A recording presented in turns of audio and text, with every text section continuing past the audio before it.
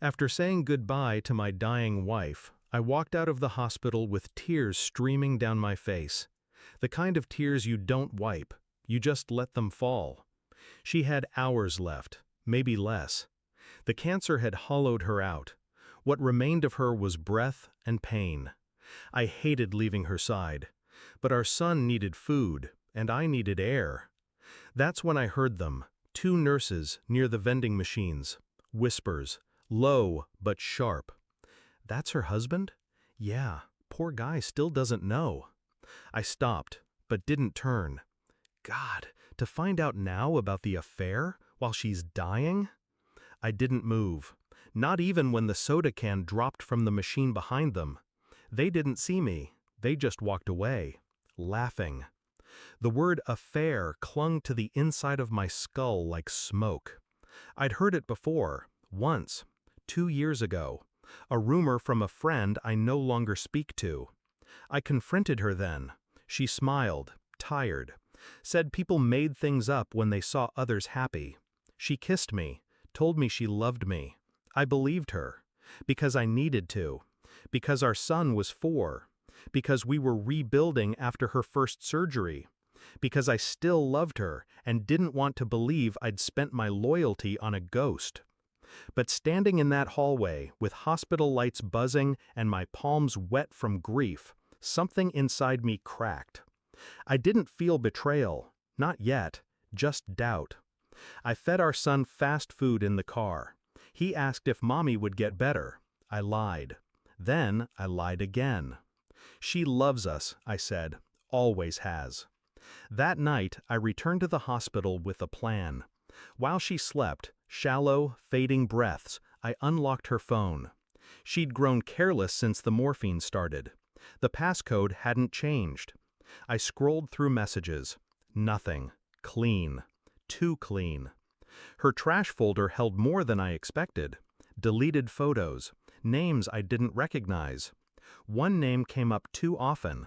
Erin. The photos were old, mostly from her yoga retreats. Hotel rooms, wine glasses, her in a robe. One image stopped me cold. Her in our kitchen, not alone. I recognized the man, Aaron, my former coworker, the same man who spoke at her birthday 2 years ago. They weren't just sleeping together. They lived something behind my back. Smiles, memories, touch. I wasn't her only life. The next morning, I didn't cry when she opened her eyes. I just held her hand. She looked tired, weaker than ever.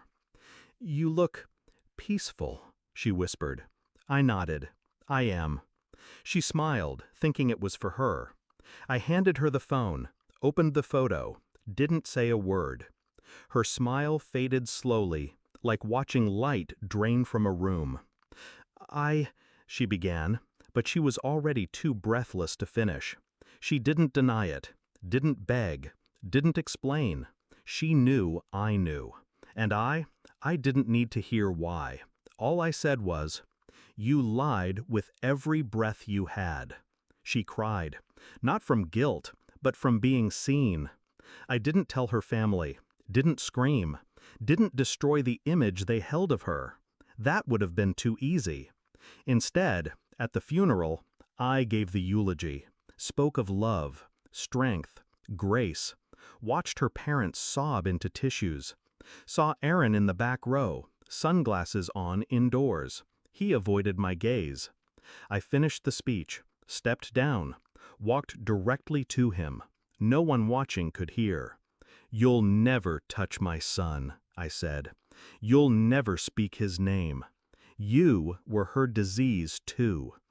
He looked stunned, pale. I smiled. "And unlike hers, you're not terminal. You'll live with it." Then I walked away. It's been 3 months. My son asks about her less. I don't tell him what I learned. Not yet. Maybe never. Some truths are mine alone. I forgave her for the affair, but I'll never forgive her for making me feel like the fool at her bedside, for letting me mourn someone who never existed the way I believed. Grief is heavy, but betrayal? That's surgical, precise, quiet, cold. And I carry it with ease now, because the weight of truth is lighter than the burden of a lie. She died believing I loved her, and maybe that was my revenge.